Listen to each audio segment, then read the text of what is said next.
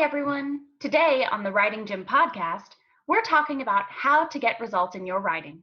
You're going to walk away with specific tips on the top things to remember when starting a book, the questions to ask yourself during the process, some fantastic tips on how to deal with criticism, and some of the best advice for aspiring authors that I've ever heard. Welcome to the Writing Gym podcast. We're here to pump up your writing. And now your host, Andy Brixey, personal trainer at the Writing Gym. Hi, I'm Andy, personal trainer at the Writing Gym. Welcome to Kickboxing with Kevin Hun. I'm excited to introduce you to this week's guest, but first, a word from our sponsor, Date with the Muse, where you can get help starting, finishing, and bringing to publication writing in all genres. Enter the contest to win a free hour-long coaching session with our resident writing coach. Stay tuned at the end of the episode for how to enter.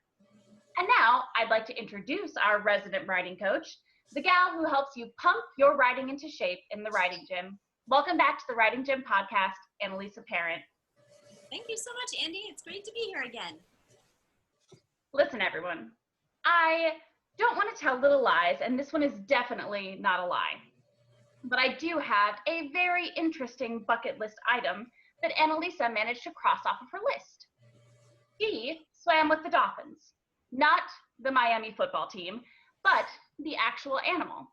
Seriously, check it out. And if you're listening to the podcast, we will make sure and post a fun little picture in the show notes. It's true, although, swimming with the Miami Dolphins, that might have been a better story. I don't know. I'm pretty sure the real animal probably was the better choice. That was a lot of fun, but it's not as funny of a story. And now I would like to tell you all about Kevin. Kevin Hun is an award-winning expert, certified coach, and the author of 2 books and the creator of the new Total Branding Blueprint. His strategies have transformed hundreds of businesses in Canada and the US. But what most people call an amazing success didn't start out that way. We'll hear more from Kevin about how he overcame multiple struggles today. His new book is called How to Reinvent Midlife Dreams, the science to attracting passion, purpose, and a plan for the rest of your life. Kevin was blessed to realize his boyhood dream despite numerous setbacks. Since then, he has dedicated his life to helping individuals professionally and personally, teams and organizations reinvent their dreams. Welcome to the podcast, Kevin. Hey, thanks for having me, Andy and Annalisa. Great to hear about you swimming with the dolphins. Know all about that. That's a lot of fun. So, Kevin, let's start with that life story. I mean, I read all about it on your website, but it's such an interesting one. You overcame some huge things, including you failing high school and so many obstacles. Can you tell us a little bit about your journey?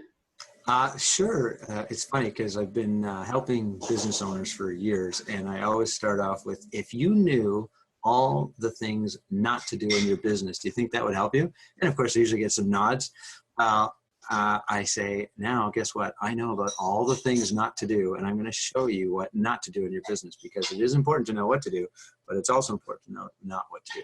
So failing high school, went to grade 11 and didn't pass a couple courses and had to go back. And boy, talk about humility and humbling and eating that, what do they say, the humble pie, right? And it's like, oh, what are you going to do?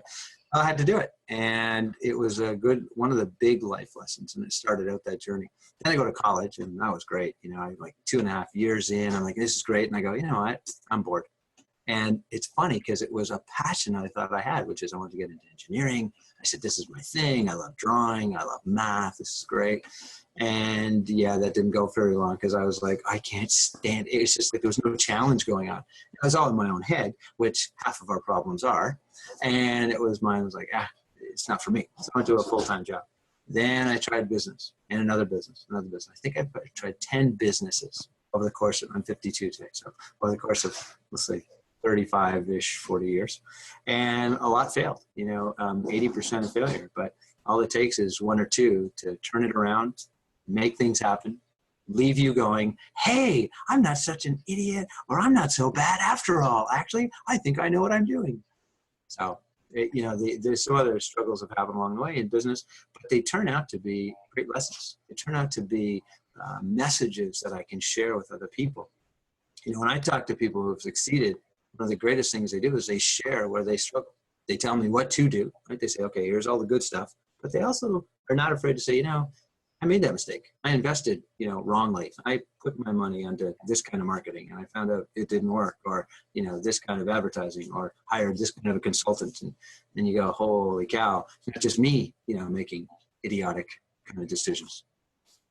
That's really interesting, Kevin. And it's interesting that you say idiotic, right? Because we can be really hard on ourselves. Like, we're like, why did I do that? I'm so stupid. Like, we take it personally. And I think that the same is true not only for entrepreneurs, but for writers as well, which is also a field where there's a lot of rejection. You're putting yourself out there. Maybe people are going to like what you write. Maybe they're not. So there are a lot of parallels there. And people can really relate to what you're saying, not only around the failures and taking that personally, but also in the lessons that we have there to become stronger writers, to become stronger people, to become stronger business people, whatever it is, to really embrace the lessons and the blessing that the lesson is, and to move away from taking it personally for ourselves. Yep. And I gotta tell you, just what you talked about. So when I wrote my first book, oh my God, I got a letter from an agent, and she said, yeah, quit patronizing the reader. Can you imagine? This is my first book. I'm already vulnerable, feeling scared, thinking, I'm hoping it's an okay book. And this agent came back, and it was actually my wife who kind of settled me down, because I was like devastated. I was like, it's done. I'm finished. I'm not doing this. Who am I? I'm no good, right? And it was actually the comment, which was actually kind of funny. She put down, your book about the NFL, actually, it was kind of funny. She wrote the NFL. I wrote a hockey book. And she goes, it's about the NFL. And I went, NFL? My wife goes, if she wrote NFL, typo or not, she didn't pay attention, and she's criticizing your book. Don't worry about it, right? And this is, Lisa, you bring up a good point. This is what we do as authors. We go, who am I to write a book? Like, oh my God, I don't know if it's good enough for people. And just, you challenge yourself and question. And the book I did it was it's called Hockeyology, and I did it for Minor Hockey. That was my first book, and it was 2004 when it came out. And I was excited, but at the same time, I was so nervous and worried. And I really never embraced it. I knew the book, and it was a good tool. It became more of a marketing tool for credibility than it was for information, if you will, until I got one email. And it was funny. As I got the letter on the negative side, here's the positive side. I got an email from a woman down in, I believe it was Washington, and she was a teacher of Spanish. Okay. And I'm like, I couldn't get the correlation. She goes, yeah, I teach Spanish. I read your book, and oh my God, your chapter on coaching was absolutely amazing. I actually use the lessons in my classes. Thank you so much. And I went, that is why I do what I do, because I help somebody, inspire somebody, help them become a better whatever they're trying to be. And it's allowing me to kind of fulfill my mission, just help people be inspired and do what they want to do, whether it's in hockey or whether it's in teaching Spanish. So it was at that point that I kind of went, what, keep doing what you're doing, talk about the book. Yeah, there's mistakes in the book. Yeah, it's maybe it's outdated today because it's 12 years later, but there's a lot of stuff that's still good. So, I still have it out there and it's still available, but it helped me with my second book, which was really, what's your purpose? And Lisa, you probably know this because you talk to so many authors. It's like, so why are you writing the book? Are you just writing it because you want an income, or are you really writing it because you've got something you really, really want to get out there and it's going to make a difference in people's lives? And that's what it did for me on my second book. That's really inspiring, that story, Kevin. And the takeaway that I'm getting here is around an expression that you've probably heard many times, which is, it doesn't have to be perfect, it has to be done. So can you speak to that a little bit in your own experience? Like, how did you embrace that to get the book done?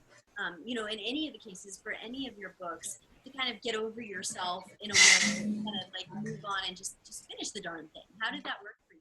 All right. So when I wrote Hockeyology, the first book, it was after the letter from the agent. It took 3 months for me to get really bummed out. And then I met a mentor who had been helping me in my hockey career. So I've been like developing because I always wanted to go to pro hockey and I was chasing the dream. And he had said to me, now, hockey needs this book. You got to do it. So it was getting it from someone of authority, what I would consider the authority, to give me the okay, which nobody needs. So if there was any message that the three of us hopefully are going to say to you as a listener, is make sure you don't go for anybody's authority. Just go do it. You don't have to wait for somebody to go, okay, you're okay, it's okay, you can do it now. No, you do it because you want to do it. But I was waiting for the okay because I didn't get the memo. So I said, all right. So I started the letter. I started the book, and I was like, let's go, make it work. And the more I wrote it, the more I was like, oh, this is getting good. I involved my wife, who is my best friend, but it's so funny because she's like, you've written a couple of sentences here. And I went, yeah. She goes, what are you trying to say? So part of my problem is I'll think like in pictures, right? So I'll say a couple of sentences, but I really meant about a big story. Yeah. She turned 2 sentences into like 5 pages. It was absolutely hilarious. She goes, can you tell me what you were saying with these 2 sentences? So I turned it in. I was just, I'm trying to do this. And I was trying to show body motion and expression. She goes, oh my God. So she kept typing and writing. She goes, this is what you're trying to say. I go, yeah. That's it. So it was kind of the assistance of somebody else kind of getting it out of my head. And that was kind of the first book was more about, once momentum started, it was just keep going. Then I became my own worst enemy because I wanted it out. Well, yesterday. Well, how come it's not done? I mean, come on. Come on. And it's like, okay, so first you couldn't get it done. Now you can't get it done fast enough, right? And then the second book, which is How to Reinvent Midlife Dreams, went through 3 name changes, started it in 2009. It was like, oh my God, I was like, yeah, I don't know. Is this what I'm saying? And now I was cautious because of the first book. I was like, yeah, but make sure it's right. Make sure it's good. Are you really clear in your articulation? What's the story you're trying to tell? And so, in answer to your question, the whole premise for me, in terms of just doing it, was learn from the first time. So the first book was a great lesson. The second time was, all right, what is it you're trying to do? Calm down, just kind of be more reasonable with myself and less perfect, and more about, would this help somebody? Is this valuable? Every time I wrote a paragraph, a page, a chapter, you're like, is this actually helpful to somebody? And I would just say, okay, let's go and read through it. And I would try the exercise, do it myself, and go, okay, this was good. And actually, it was kind of funny. I kind of self-help myself through one of the chapters. It was like, oh, wow. And it wasn't until I wrote that chapter that I actually the best way to describe it is realize that it had value. Can I give a little bit of, no, I don't want to give any away. I was going to give something away, but no. But here's this, if you believe in something, so Reinventing Midlife Dreams, so the title, it was very important that I kind of told the story. So Reinventing Midlife Dreams is midlifer, right? So you're between 45 and 55, you're kind of looking at life going, yeah, what do you do? And what happens is we get stuck. When I was 20, it was like, I didn't think my life was going to turn out like this. I thought I'd be here by now. I thought life would be like, wow, and I'm like, oh man, it's here. And I didn't do what I wanted. And so what I tell people is it's time to adjust. And the reinventing is kind of fun. You go, okay, so you're not 20 anymore. You're 45, 50, 55, whatever. And you're saying, what is possible for me?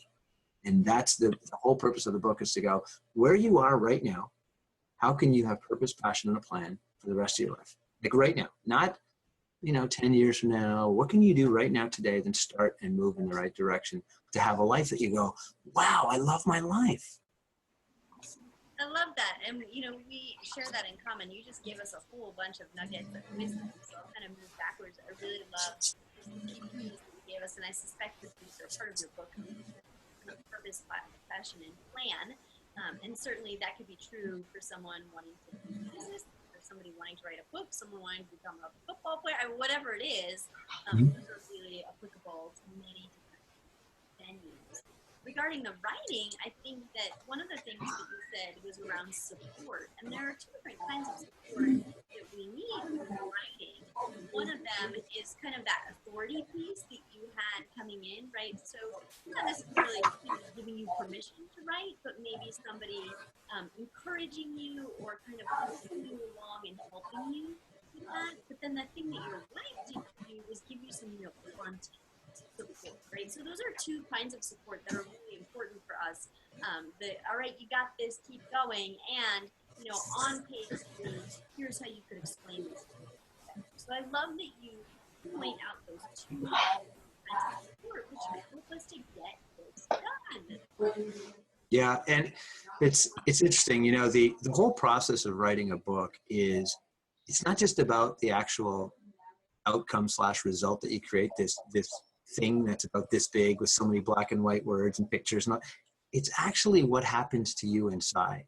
And I, you know, it's funny, like I've talked to other authors, and I'm not sure if you feel this way, but you kind of go, you start soul searching and go, who are you really? You know, you talk about authenticity, talk about, you know, vulnerability. You're putting stuff down in that book and you're going, oh my God, should I be sharing this? Like, you know, are people going to laugh at me? Are people going to, you know, going to criticize me? You know, what's going to, and so you start challenging yourself from an inside out perspective. And I found it to be, it was almost one of the freeing things, because I thought, you know what, if I can do this, what else can I do? You know, I finished the book, and every time I meet somebody who goes, I want to write a book, here's my line. Call me. I have a way to do it. I can help you. Let's get this done for you, because it'll be an amazing thing for you to do.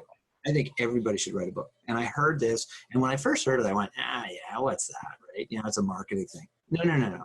Writing a book is actually healing from the inside out. It lets you get your story out, put it in perspective, put some wrapping around what you may have thought was crap in your life now to be, you know what, this is actually a really cool gift. And it could inspire, it could help somebody else.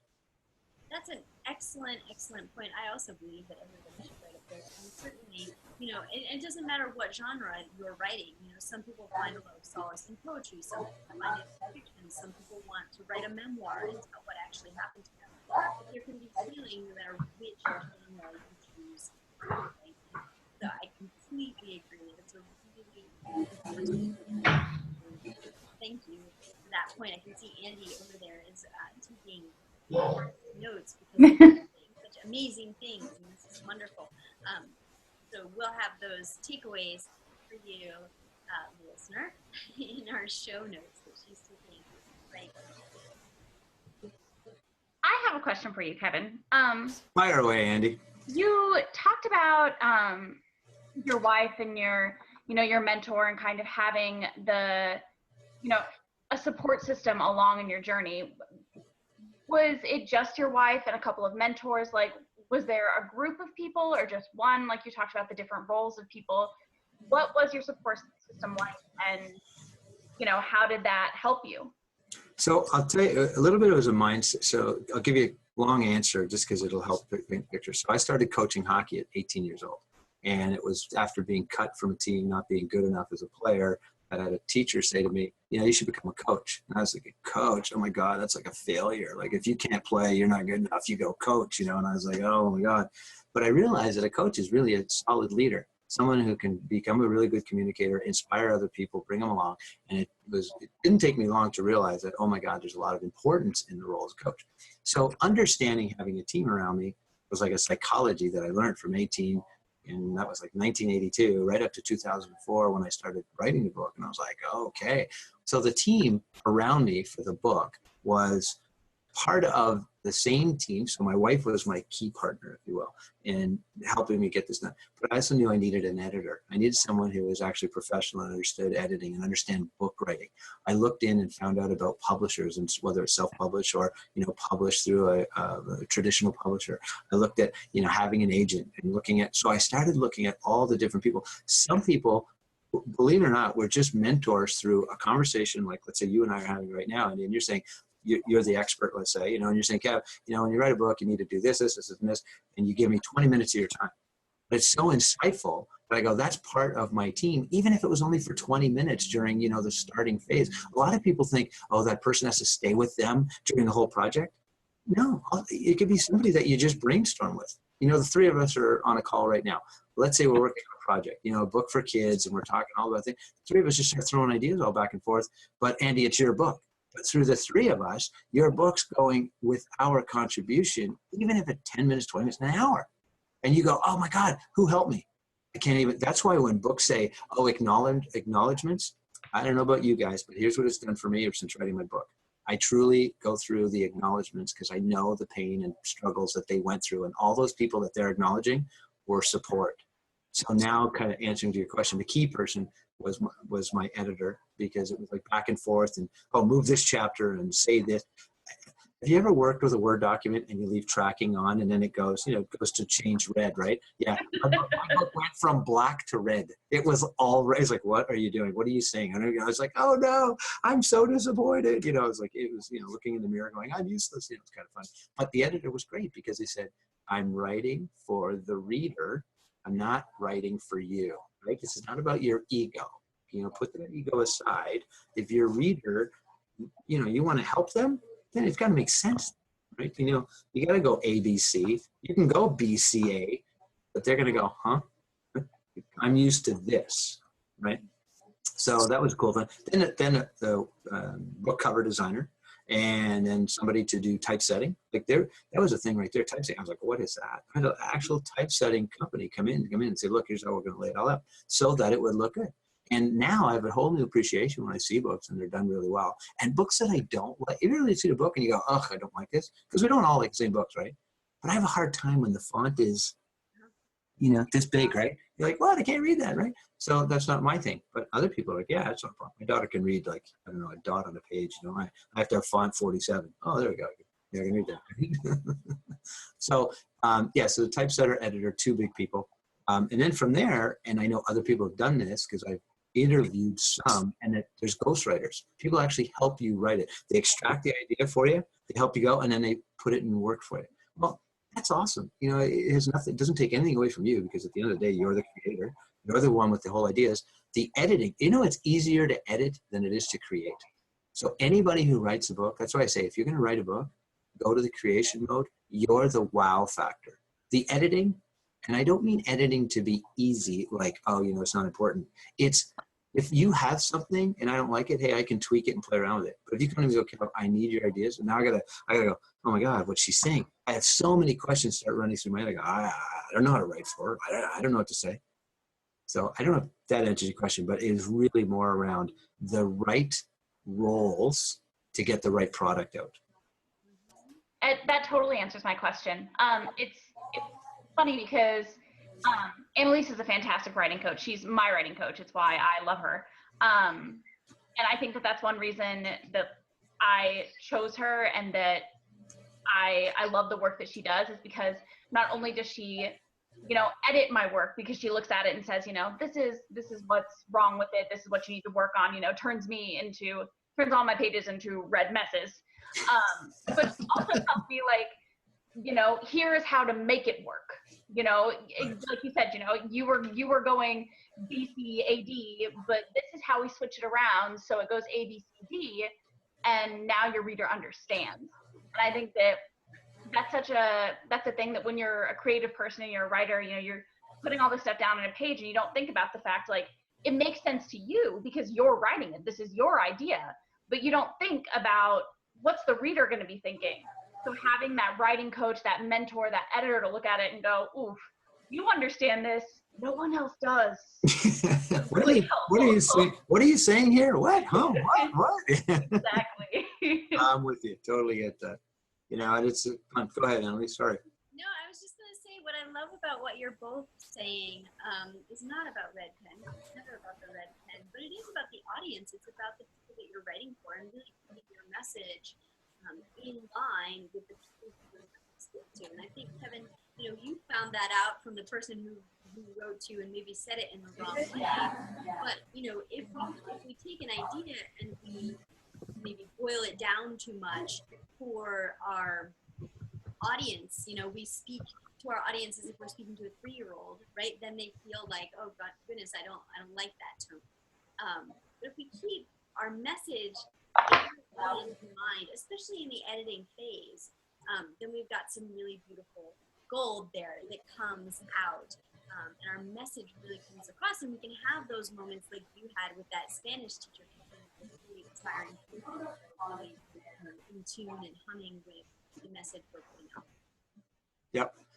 And it's funny, the one piece that I will say, and this is just kind of advice from a guy who's doesn't think he's anything other than I'm trying to do something, I hope it's good kind of thing, and that is, get the book out, don't edit it, get it out, then edit it.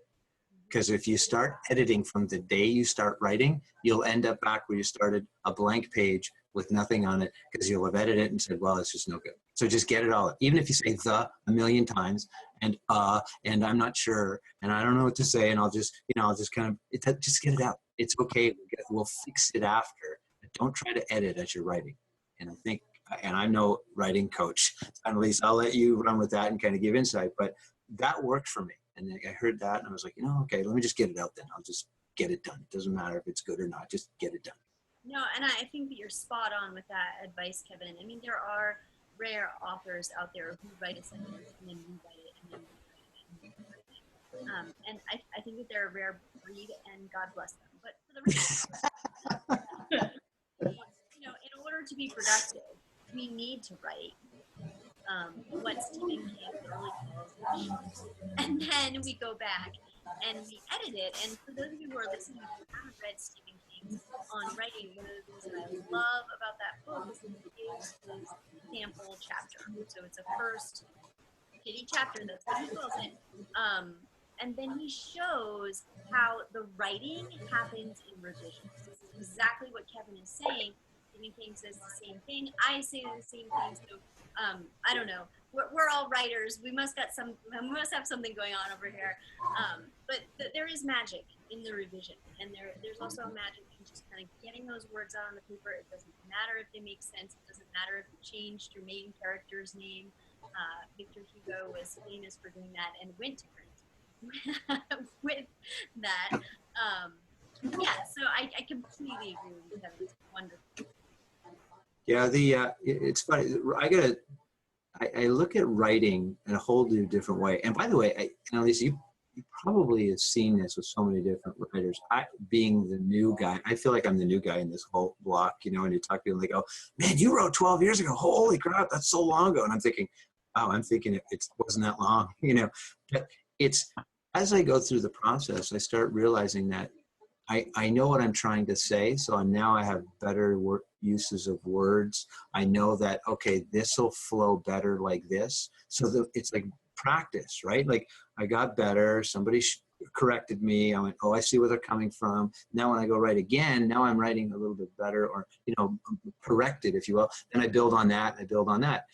I could write a sentence today. You look at it and go, yeah, no, try to say this. And I go, oh, I see what you're saying. I still make not mistakes, but, it's still not the perfect writing. But the more I do it, the better I'm getting. And I think one of the worst things that I did to myself was I wanted everything right now. It had to be perfect now. And it wasn't perfect. I went, whatever. Like, who am I? What's going on? But it's okay. Write, get out whatever you can, get it all out, stop. Come back to it, write again, set yourself up with a timer if you have to. Fun thing that I did and I learned was if you put yourself onto a fixed time, so let's say 20 minutes, only write for 20 minutes. Do you know what will happen? If you go for 20 minutes, you'll actually write some pretty good stuff, because under pressure, your brain's just going to go, fine, just get the words out, just get the words out, it's okay. Versus if you take, what am I trying to say? I'm not sure, you just start going all around if you don't put a time limit. So kind of put a time limit for yourself. It worked for me. I don't know if it works for anything, and I don't know if you teach that, at least, but that's one thing I liked for myself. It helped me get it out. I do teach that. It's actually a really good mind trick, and oftentimes I do this for myself. 20 minutes is kind of a magic number for me. I set the timer for 20 minutes, and I usually end up writing for the 2 hours that I wanted to write. Whereas if I sit down to write for 2 hours, I'm gonna file my nails, junk mail, and do all these things that I wouldn't normally do, because I don't have any ideas. What am I gonna say? How do I know what the characters are gonna do next? Right? 20 minutes. I'm like, I can write for 20 minutes. That's not hard. I'll do that. I'll sit down and do that. Right. And then writing for 2 hours. So I love that advice. It works for me. It works for the writers I've worked with. I feel like you found a magic formula, and I'm so glad that it worked for you too. So everybody, follow this advice. It's awesome. Well, it's funny, Annalisa, you wrote an article about the neuroscience involved in writing and creativity. And it's all about, little mind tricks like that where, your brain plays games with you. And so turning your writing into, a 20-minute activity or something like that tricks your brain into being like, oh, this is just a little fun thing we're doing, and there's no pressure, which then turns, you into writing something that, doesn't have all the hangups that you said you had, Kevin, about, oh my God, it's not perfect, and what am I doing? And like all the worries are gone out of that. And we'll link that neuroscience to the show notes in this article so that you guys can all kind of read it and get an idea, because there's some really cool tips and tricks in it. Thanks for remembering that, Andy. I appreciate it. And Kevin, as you were talking, I was actually remembering another interview that we did as part of the Writing Gym podcast with Sean Prentice, who was mentioning a lot of the same kind of experience as a writer that you had around, getting down ideas and really like getting into that deliberate practice. And one of the things that he said, and I'm paraphrasing him, but he said something like, I wasn't born knowing how to walk. I wasn't born knowing how to tie my shoes. So why do I think that I would know automatically how to write? And I think that's a really good point that you raised, Kevin. Writing is an art, but writing is also a practice, and we can improve as we continue to work on it. So it's a really excellent point that you bring up. And there's a certain openness to feedback, right? So I'd love to hear your thoughts on that, Kevin, on how feedback sort of shaped you into the writer that you became, because it's not always easy to listen to that feedback, as you already alluded to. So what was that process like for you, where you sort of embraced the feedback and then became a better writer, and then embraced the feedback and became a better writer? How did that look in your eyes? So it was kind of two different experiences. When I wrote my hockey book, it was all about making sure that the information was credible, because I was a hockey expert that I was going after. I mean, I didn't set out to go, I want to be the hockey expert. I just went out saying, I want this book because I think it's helpful to parents and I think it's helpful to families. And I wrote the book with that premise. And I get feedback from hockey families, hockey parents, just hockey coaches, people that are around my circle of the world of hockey I was in. And so the feedback was like challenging me from a credibility perspective to go, are you serious? Are you serious about what you're saying? Is it true? Can we test this? Is it valid? That kind of information. When I wrote my second book, it was all about the airy, it's like the emotion and the feeling, beliefs and values. And you get, scientists could say this. Yeah, but psychologists could say this. Yeah, but philosophers could say this. And yeah, but my mom could say this. Well, lo and behold, I let my mom be the first reader of my book. And I got to tell you, it was coming to the end. I would say probably, I was like 90% done. And I said, Mom, just, I want you to read through it. Well, she came back and here was her feedback. Well, I was talking about my past. So she said, well, life wasn't like that the way you sort of wrote it. When I was like, and she was bringing her past and her life into what I was trying to share in the book. So the feedback was her opinion of the same situation. And it was like, oh man, I was like, no, Mom, that's not what I was trying to do. That's, and then what I had to do is, okay, let me see what she's saying. Let me put my ego aside and validate, just, does this make sense what she's saying? It was a lot of pride eating, I got to tell you, because I would read it and I go, oh, okay, I see what she's saying. I can see where she's coming from. Not as my mom, but as somebody who lived through the same thing, that if I put my child through this, was that my intention? And so now my book was more around life that was going on versus the credibility thing with, hockey was like, was it factual? Is it proof? Can it be proven? No, this was more about, was life like that really when I was 7, 8, 9, 10? And oh my God, I don't know how that's how I felt. I was like, oh shoot, So, the thing that went through my mind with both books were be upfront, be open to critique, not criticism, but critique, that somebody's going to give you from their frame of reference, their opinion, their mindset based on what you've written. Not, oh, Annalise, you're like this. And oh, no, that's not that at all. It's here's what I read from where I'm sitting. And this is what I feel like when I read it. So as the author, you may say, yes, I did it. Or you may go, oh, that wasn't my intention at all. Now, two things come into play. And at least you probably teach this to people. Who's your audience? Who are you writing for? If I gave this to my 7-year-old daughter and she reads it, what is dad's, I don't even know what he's saying. No, wrong audience, might be the right book, wrong audience. So it's like, wait a second, who are you actually writing for? What do you want to say to those people? So was my mom the right audience when I did it? Probably not. I was doing it more from, it's my mom, and my other book, I just left her out completely. So I was like, I'll include her in this one, make her feel important, kind of, which I love my mom. I'm glad you guys brought this up, because that was actually one of the questions I had for you, is that, your first book was the hockeyology book. And then this book is so different, and it's two very different audiences. Did you tailor your writing to reach the different audience? Like, what did it make your process different for each of the books because of the different audience? What was that like? So what I did for me when I did the second book was I started listening to really people like Annalisa, who, coach writers, and what are you trying to do? And why are you, like, the hard questions, why are you writing this book? It was like looking in the mirror going, oh my God, who am I to write this book? And I thought, my message has got to get out there. I've been talking on stage. I've been helping people, coaching people. That was my whole goal. When I was 5 years old, I said, I'm going to go to pro hockey. I told my dad, I said, I'm going pro hockey. He was like, yeah, okay. And at 42, I realized the dream. So I got there. But here was the crazy part. When I got there, I went, is this all there is? I went, oh no, like, oh my God. And what it came to realize was the dream, or my dream, wasn't so much to make it to pro hockey, was what I had been doing for almost 30 years at that point, which is teaching, coaching, inspiring, helping other people. And it was the realization when I got to pro hockey that, oh my God, it's about how do I help people live their best life? So the second book was more along, what's your message? What have you learned? So it started off with lessons. What lessons have I learned? I thought, let me share my lessons, good, bad, and different. Let me just share them.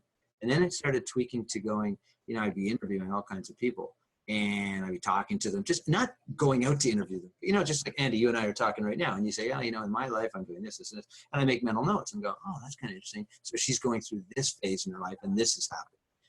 Then I would talk to so many people, and I found common elements. So the book is, how to reinvent midlife dreams.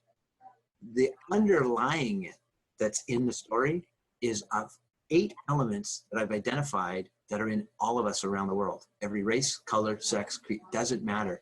And when we we grew up and going to school and they said, oh, there's 4 elements in the world, right? Air, water, fire, earth, right? Well, there's 8 of them in us. And so I'll give you one. I'll share one. Can I share one? Am I allowed to share one? Yeah. All right. So beliefs is the first one. So beliefs, it's not the belief that is in us, it's the structure of believing. So we all have beliefs. So I'll use a good example. So if you believe that you're going to be a writer and you finish the book and you go, hey, I believed it, so I happened, right? You say, okay, that's good, and there's a positive thing to it. Let's go completely negative, really terrible. Hitler. Oh my God, terrible, awful. We can list all the things, right? But guess what he had? He had a belief system. It didn't mean it was the right belief. He had a belief system. And what I started finding out was, I don't care what you believe, good, bad, and different. We are structurally like earth and fire and water and air in the world. It's there. It can cause devastation. We've all seen it. Tidal waves, floods, fires, right? Earthquakes. You go, oh, okay, that's interesting. But it also can be great things. You can go out and have a nice warm day and have beautiful sun. You can have a nice fall afternoon. You can have a winter. And you go, wow, look at all the elements happening. Same thing in us. Another one is laughter. Laughter is an element in us. You go, what do you mean? Go anywhere in the world and see if every human being can laugh. Yep, we can. And you know what it is? The diaphragm expanding and expanding. And it's like, oh my God, there's this thing in us that I call an element. And laughter is one of them. So I talk about it and how to use it and why would you use it and where to go with it. That's why reinventing the dream, if you use these 8 elements succinctly and become aware, really like consciously aware, you change your life, like in a heartbeat. And it's like, oh, wow. Now I know I'm off topic, but this is what I started finding out with the book was share the message. And the second book was really about just get true to me. The first book was just being on fact, matter of fact.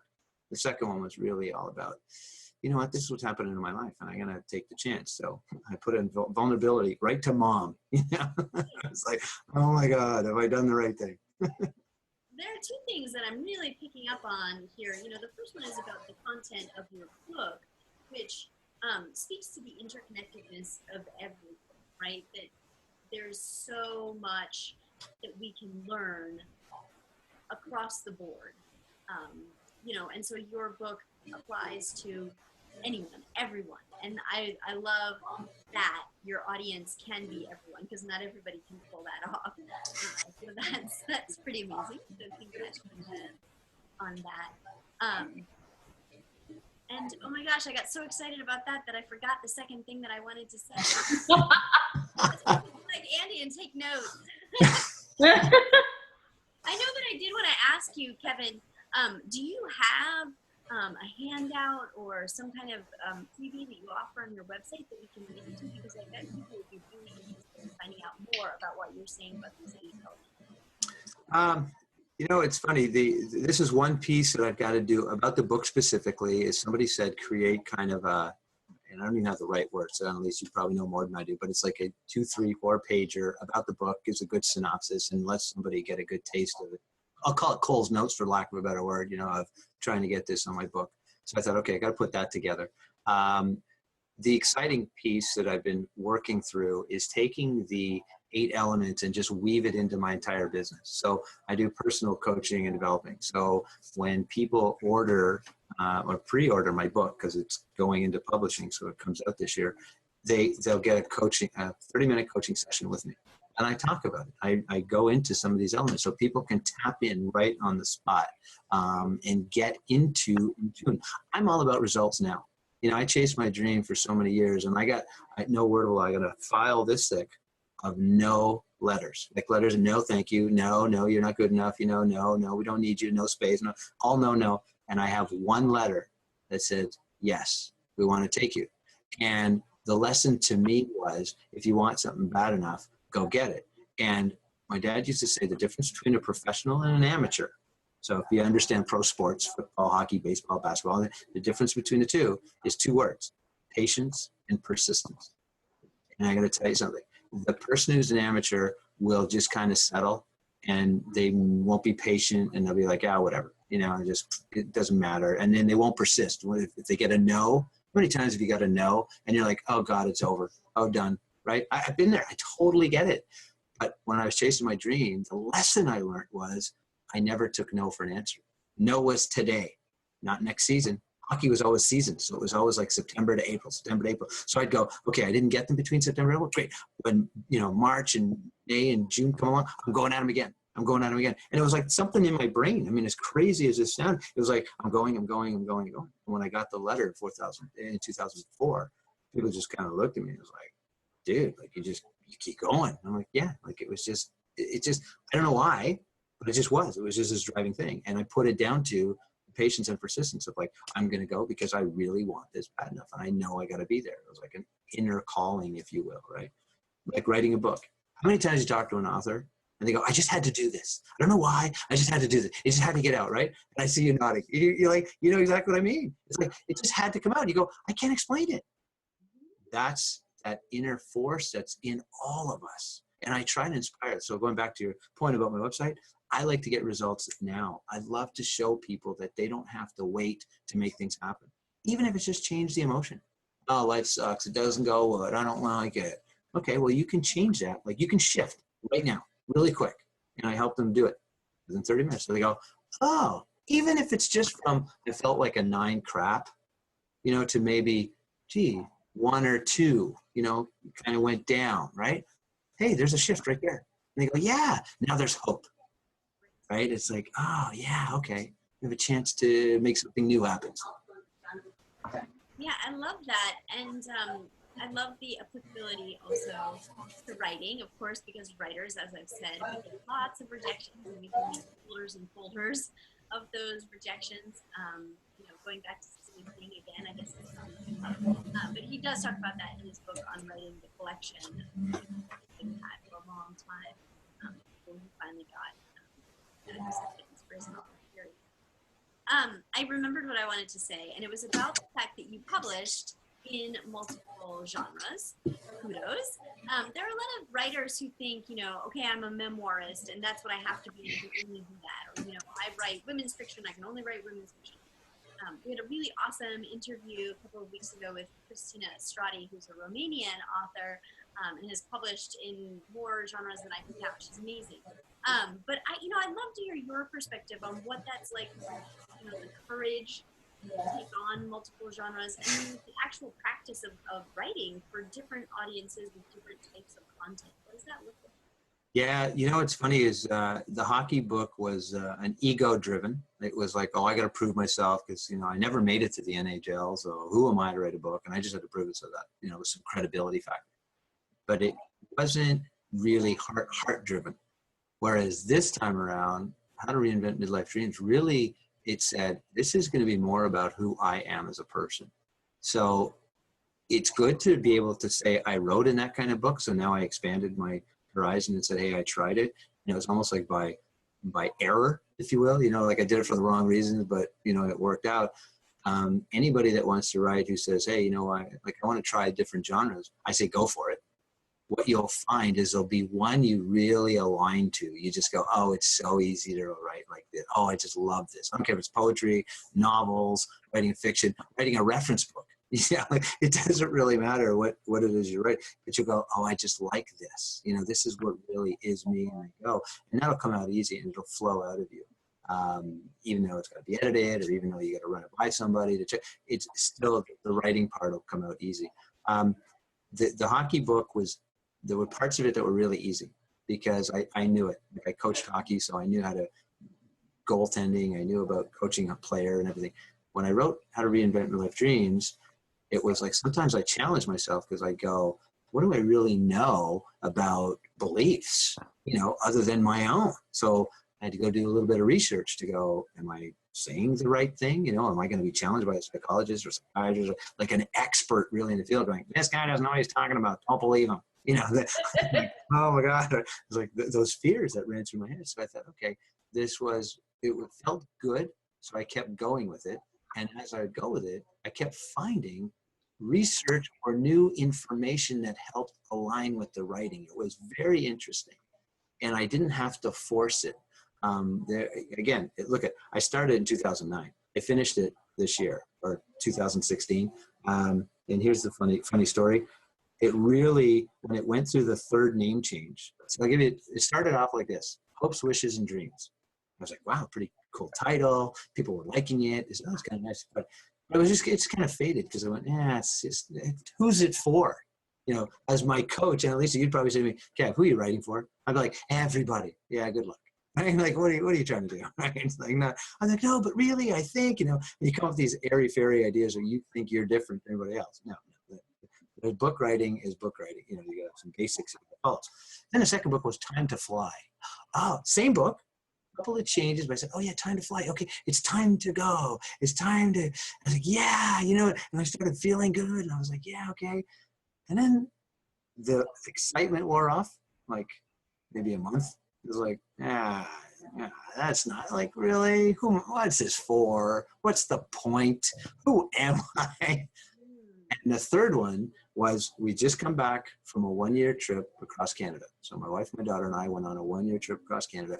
And throughout the journey of 2015 and 16, we got to meet a lot of people, a lot of Canadians, Americans from Australia, Germany, and we talked. And I got into this 45 to 55 age conversations a lot. And everybody had the same kind of thing. And it was like, wow, there's something going on there. And I went, okay, this is cool. And again, things fell on my lap per se that I was like, okay, I know it. So I wrote the book without a title. This third time, I knew this wasn't the right title, but I knew the book was pretty good. And I got invited to be on a podcast, and it was all about, get this, here's the segment, How to Reinvent Midlife Dreams.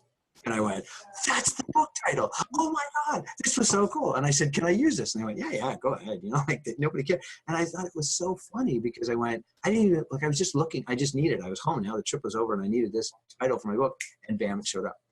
And so what I learned through the process was, as long as you're in line or in tune with who you really are, I don't care if you're writing a book for children, if you're writing a book for adults, if you're writing a book for, teens, if that is really where you're going after, things will come to you. It'll fall in, like, you'll get the right people, you'll have the right conversations, you'll do research, you'll see a thing, and you're nodding at least. I mean, it really, like, that's just how I feel. I'm not basing this on anything other than my own kind of where I went. So it's nice to see you nodding, going, okay, I think I'm not so crazy. Phew.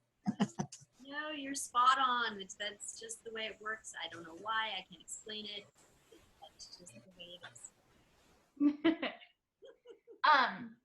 So Kevin, we kind of, every single episode, we always ask one big final question of our guests, and that's, if you had to give one piece of writing advice to a new author, what would it be?